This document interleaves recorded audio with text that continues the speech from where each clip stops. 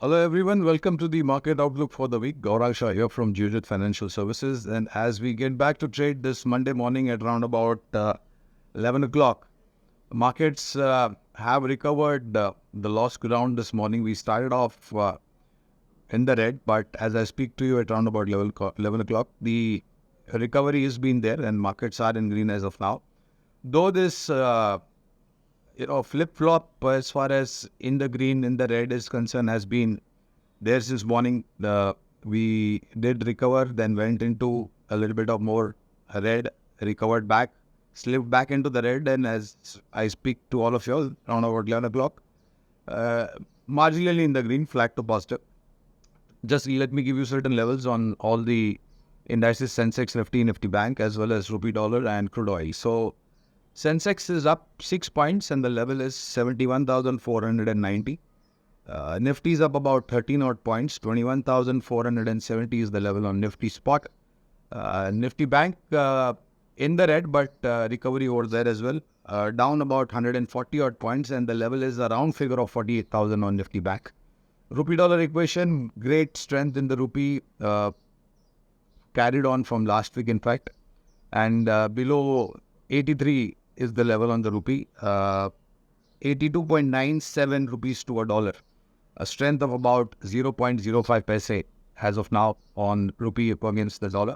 And a huge positive, friends, as far as the energy basket, that is crude oil, is concerned. We've seen significantly lower level, though this morning there is a marginal recovery, but at a comfort zone. So the Brent is trading at about $76.93 to a barrel, and NYMEX is trading at about $71.78 to a barrel. Expect a marginal recovery in the crude oil prices, but nothing really great. But there should be sub 70 levels as far as NYMEX is concerned, and possibly somewhere close to about sub 75 on the Brent on fallback of whatever events and news flows that we've heard so far from the global basket. In terms of the trajectory of the market, well, to give you certain levels on the Nifty, our sense is that, and if you recollect, friends, we spoke about two levels on the lower side, on the higher side on the Nifty last week, that is on Monday.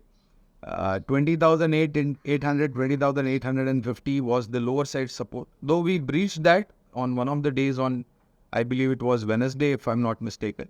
But the recovery was much above that 20,800 mark. In fact, 20,850 above that mark. And on the higher side, we spoke about two levels, 21,200 and 21,500.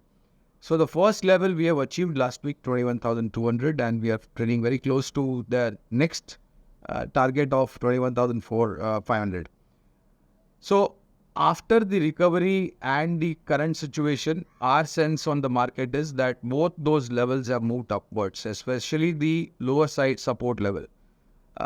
21,300, 21,350 is the lower side support that you could possibly see markets recover from those levels. And where we are trading right now, 21,450, 21,500 is the level where you will see a little bit of resistance. And any close about 21,500, decisively closing basis, our sense is that there is going to be a little bit of more momentum on the upside. But given the fact that we've seen a fantastic recovery last week, one cannot rule out days of profit booking. Now, this profit booking can be in form of intraday correction.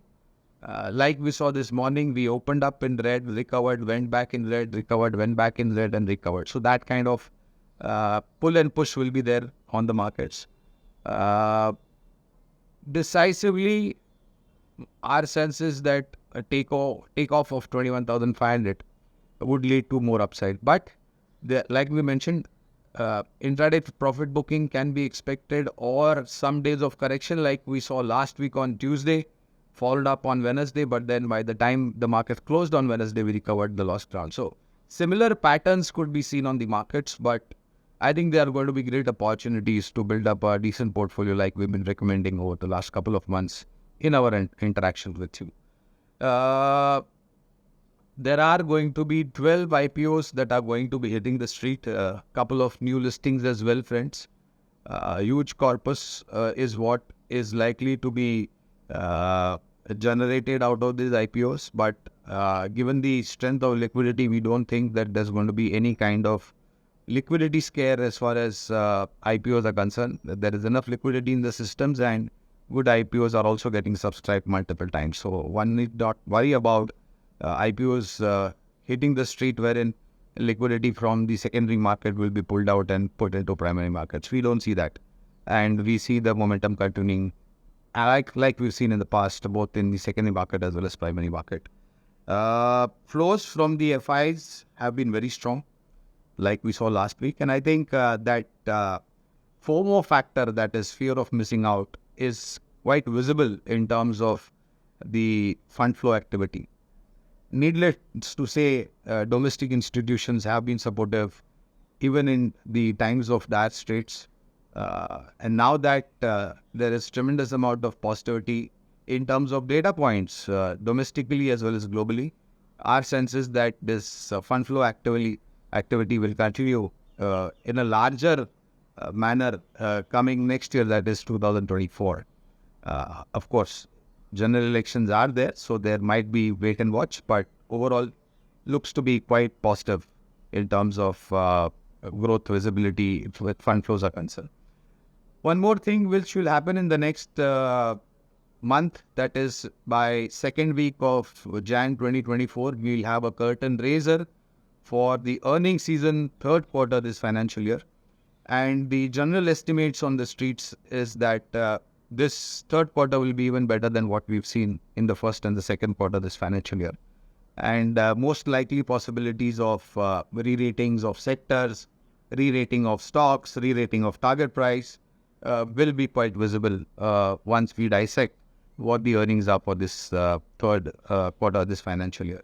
So in all, we remain constructive as far as markets are concerned, but one cannot rule out profit booking intraday or 1 or 2 days followed up. As always, we give you investment ideas fundamentally from a long-term point of view. And we've picked up two different sectors today. First one is an auto ancillary sector. And the name of the company is Uno Minda. This company has got great presence over the last many years. Very well, strong, established companies. Caters to two-wheelers, three-wheelers, and some segments of four-wheelers as well in terms of original equipments or OEMs are concerned, auto ancillary, and replacement market is also huge. So the first investment idea is from the auto ancillary pack, Uno Minda. And the second one is from the IT sector. And we saw last week post the announcements made by the US Fed, we saw the IT sector recover very smartly.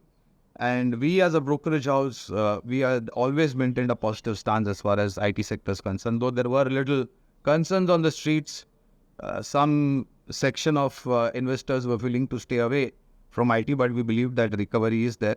If not now, then maybe later, but it's not like it's not achievable. So, and that's what exactly has happened.